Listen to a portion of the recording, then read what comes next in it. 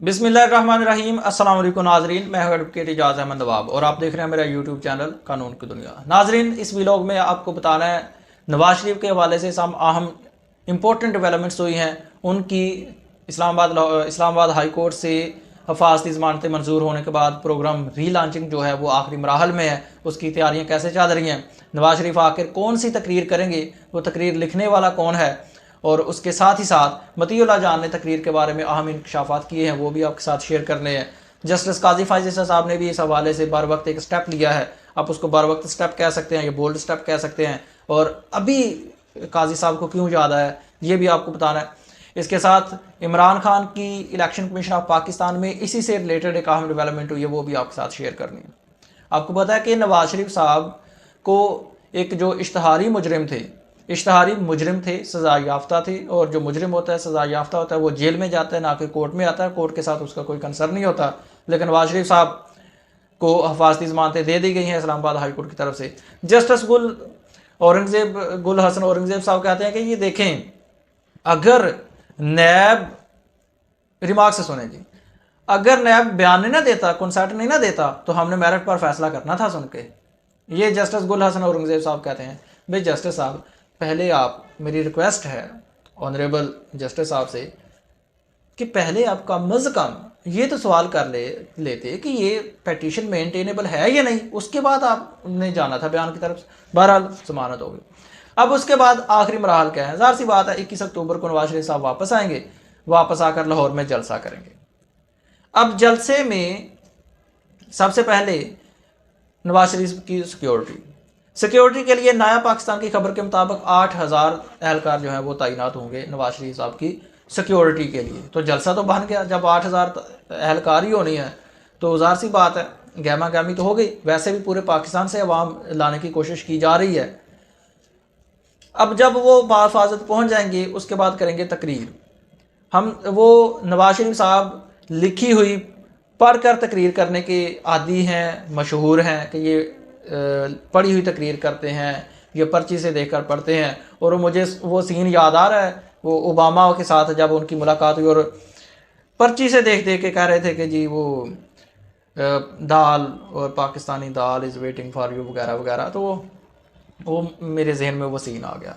खैर, अब इंकशाफ ये हुआ है तकरीर के हवाले से। अरफान सदीकी साहब ने, मुगीस अली के ट्वीट के मुताबिक अरफान सदीकी साहब ने ये इंकशाफ किया है कि नवाज शरीफ साहब इस बार, हाँ जी, नवाज शरीफ साहब लिखी हुई तकरीर नहीं करेंगे जी। ये अरफान सदीकी साहब ने कहा है, मुगीस अली ने ये ट्वीट किया है। और उसके बाद एक जो तकरीर के हवाले से ट्वीट किया है हैरान कुन तौर पर मतीउल्लाह जान साहब ने। मतीउल्लाह जान साहब कहते हैं, मतीउल्लाह जान साहब का ये ट्वीट है, मैं हैरान रह गया कि मतीउल्लाह जान साहब तो नून लीग की बड़ी हमायत करते हैं, मैंने अक्सर देखे उनके ट्वीट्स।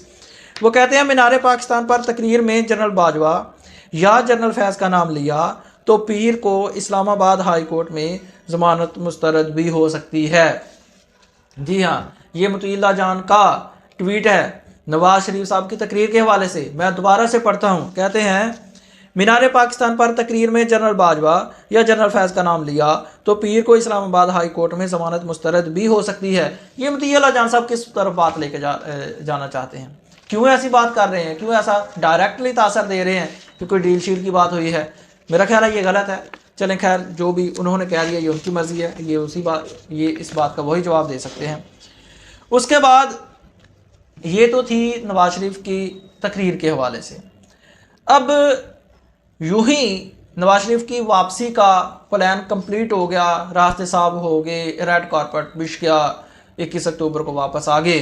तो आज हमारे honourable chief justice of Pakistan Qazi Faez Isa साहब ने भी अपना अंदिया दे दिया। कहते हैं कि जी अंदिया दे दिया कि अब सुप्रीम कोर्ट में मिलिट्री कोर्ट्स में चलने वाले केसेस और इलेक्शन के हवाले से भी केसेस लगने वाले हैं। भाई सुभान अल्लाह, अब लगने वाले हैं।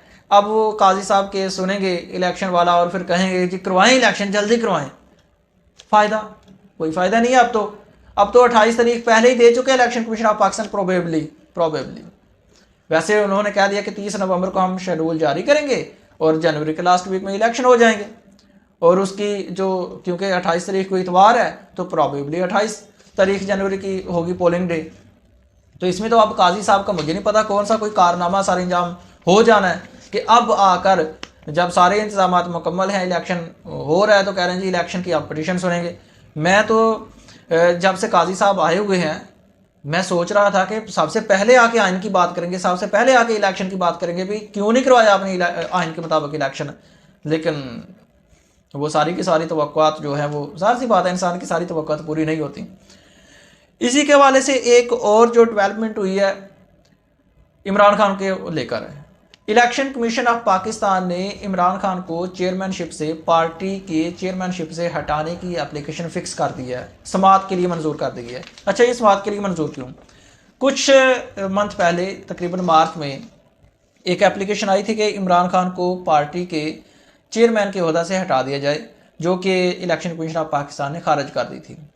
अब दोबारा से ये एप्लीकेशन आई और आज वो हियरिंग के लिए समाअत के लिए मतलब कि काबिल समाअत करार दे दी गई और 26 तारीख के लिए, 26 अक्टूबर के लिए इमरान खान को नोटिस जारी हो गए हैं कि जी आए बताएं आपके खिलाफ एक एप्लीकेशन आई है कि हम आपको पार्टी के ओहदा से पार्टी के चेयरमैन के ओहदा से हटा रहे हैं, इसका जवाब दें कि क्यों ना हटाया जाए।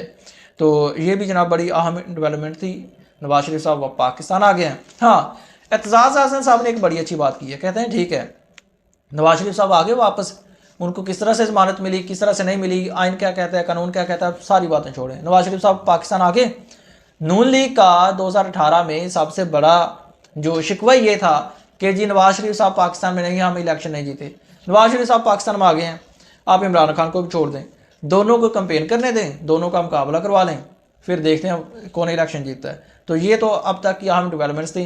इसके बाद नया दिन होगा, नई डेवलपमेंट्स होंगी, नई खबरें होंगी, नया तबसरा आपको इंशाल्लाह कानून की दुनिया में मिलेगा। तब तक के लिए अल्लाह हाफिज़, शुक्रिया।